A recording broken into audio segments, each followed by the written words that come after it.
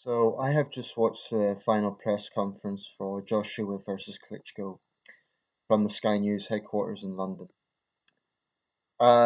It was an unusual press conference, but then this is an unusual fight. Unusual in the sense it was very restrained.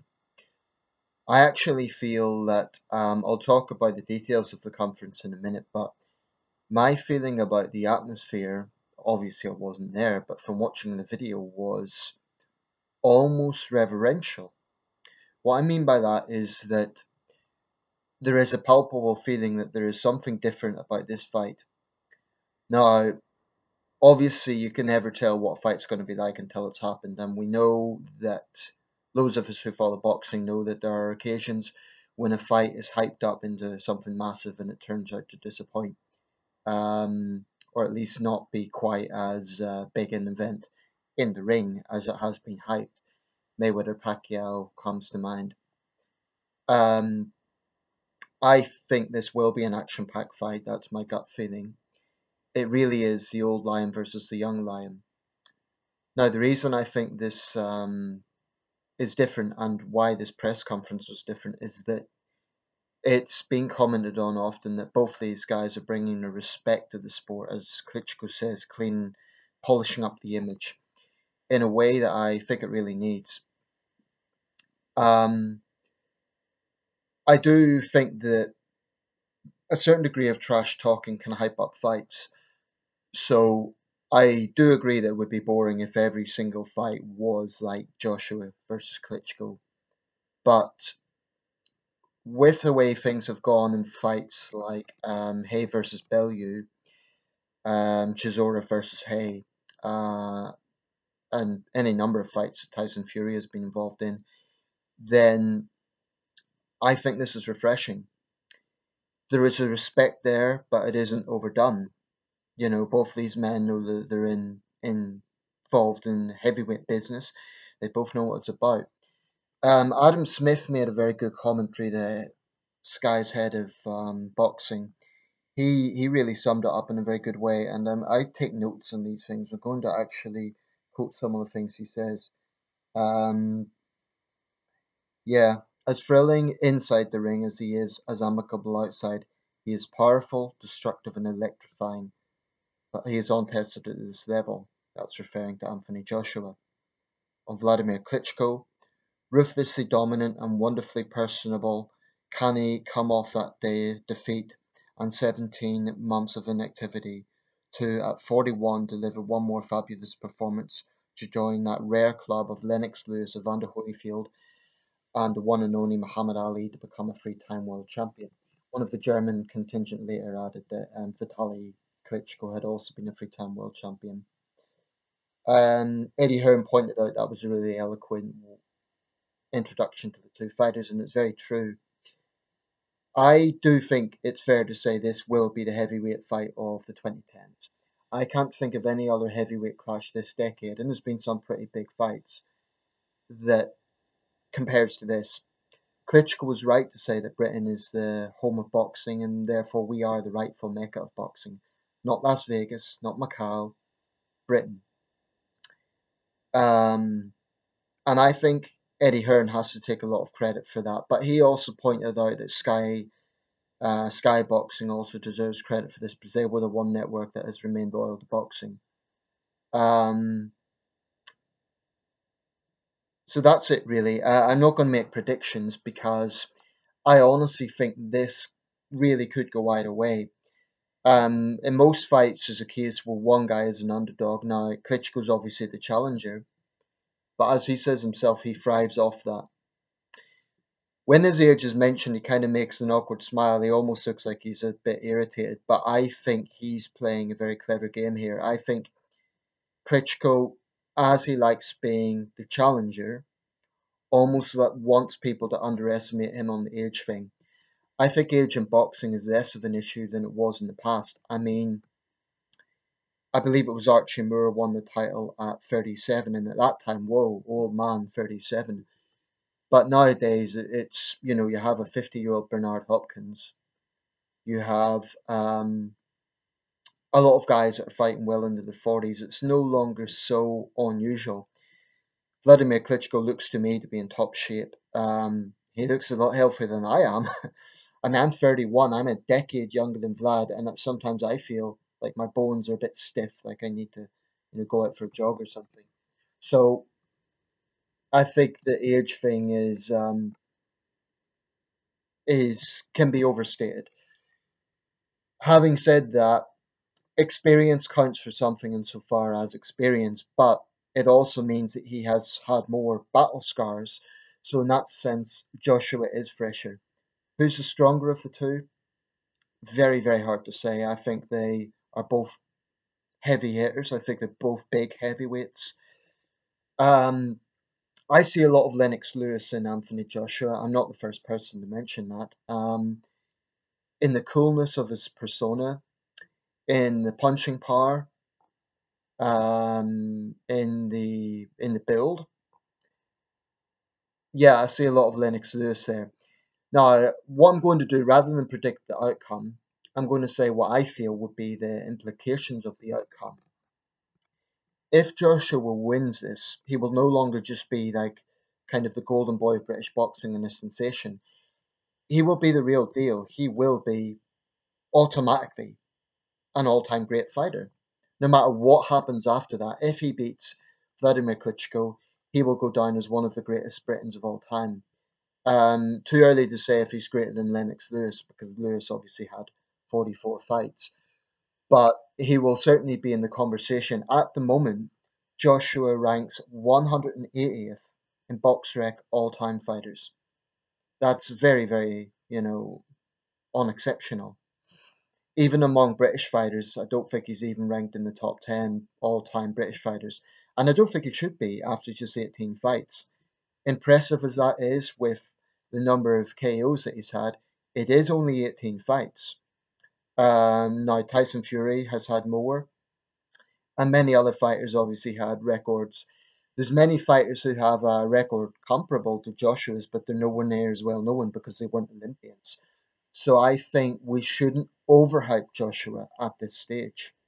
He's certainly an impressive power puncher, but if he beats Klitschko, he will definitely have secured a major achievement. He's achieved great things so far.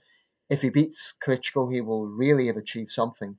But even then, I don't think I think it will still be too early to talk about if he's comparable to Lennox Lewis. I think we need to really wait until much further down the line, 10, 8 years from now when he retires. Um, as for Klitschko, I think if Klitschko wins this, if he wins, I think there will be a really credible case for asking the question, is Vladimir Klitschko the greatest heavyweight of all time? And I am saying that with full mind of Muhammad Ali and Joe Louis. I think if Klitschko pulls this off, it will be such an achievement to defeat a powerful, unbeaten young fighter, 14 years younger than himself. I think there will be an honest debate for Klitschko being the greatest heavyweight of all time. Yes, he's had 4 losses, and that means he hasn't had a perfect record in the way, for example, Marciano has. But why is Marciano not seen as the greatest heavyweight of all time by most circles?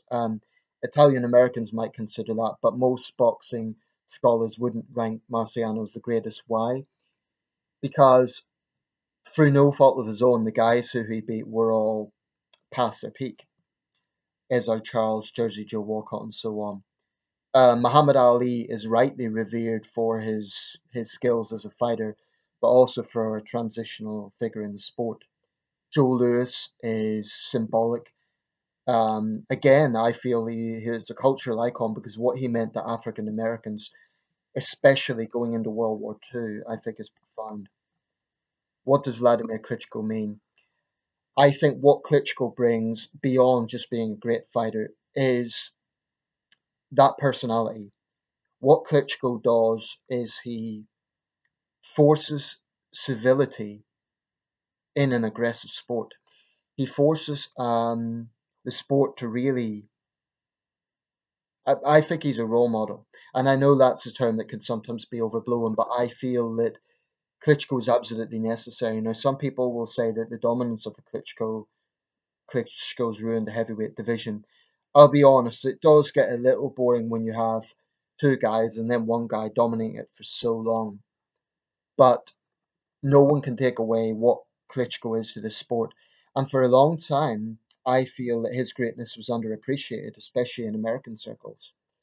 But now that the big fights are coming to Europe, to Britain, to Germany, I think that Klitschko's greatness is going to be appreciated more. If Klitschko wins this, it will really cement his role. I already believe that he is one of the top five heavyweights of all time, but I think it will give serious reason for him to at least be mentioned in the debate of the greatest heavyweight of all time. But we'll see. I don't even have a gut feeling like, oh well, he's going to do a good fight, but I think Klitschko's the sort of fighter who can rebound, and he's done it time and time again. All the losses that Klitschko's had, with the exception of the Fury loss, was we don't know what's going to happen. But in the other three losses, Klitschko immediately rebounded and got back on track. That's a mark of a great fighter. And that's not to take anything away from those guys that beat Klitschko. And that's a point I should mention. It's not to take anything away from Ross Purity, Corey Sanders, or Lehman Brewster. Those three guys, they beat Vladimir Klitschko. Full credit to them. So why are they not then seen as great fighters, i.e. the men who beat the man? Because they weren't consistent with it. They had all the losses. They didn't keep up that momentum. So in that sense, it's seen almost like a fluke. And that's not to take anything away from them, but it may be that Klitschko on those nights just wasn't at his best. But they achieved what they achieved. It's basically the same reason why Buster Douglas isn't seen as a great fighter, although everyone knows he made a great achievement by beating Mike Tyson. But, you know, James Buster Douglas isn't included as an all-time great heavyweight, even though he beat Mike Tyson at his peak. The reason is because there wasn't that consistency. I think, of course, Sanders, Damon Brewster, and Ross Purity didn't have the consistency. When I was a bit younger, I didn't understand why the men who beat the man didn't get attention. That's the reason. With Klitschko, he has rebounded time and time again. Now, Joshua has never experienced a loss. If he does lose this, which is possible, it doesn't mean that he's suddenly a bad fighter. It doesn't mean that he's been overblown. It just means he's been beaten by one of the greatest heavyweights of all time. Joshua could still rebound the way Klitschko did. The old lion could teach him a lesson, and therefore Joshua could still be a great fighter. You know, fighters having losses doesn't mean that they are not great fighters. All those guys I named, Joe Louis, Muhammad Ali, they all had losses. But that doesn't mean we deem Joe Louis or Muhammad Ali to be anything other than great, which is what they are. Gene Tooney, superb record, only one loss. You know, Gene Tooney is rightly seen as one of the greatest heavyweights of all time. Marciano is undefeated, but he is not always seen as the greatest heavyweight. So it isn't just about records, it's also about what a fighter does. Um, and just as a side point, full respect to every man I've mentioned. Every one of these guys are great fighters. In fact, everyone who steps between the ropes, it sounds like a cliche, but it is true, deserves utmost respect. Now, in terms of the crowd size, what I actually want to do is make a specific video about that because it is something I find very interesting. I did make a video before, but it was in one of those videos where the sound quality was unfortunately really messed up. I'm going to speak about that again because there have been a lot of big fights. This is a post-war record, so it's worth talking about in its own right. Thank you for watching. Feel free to subscribe and share my videos. And if you're watching Klitschko versus Joshua, Joshua versus Klitschko, let me know what do you think is going to happen and what do you think the implications are. Cheers.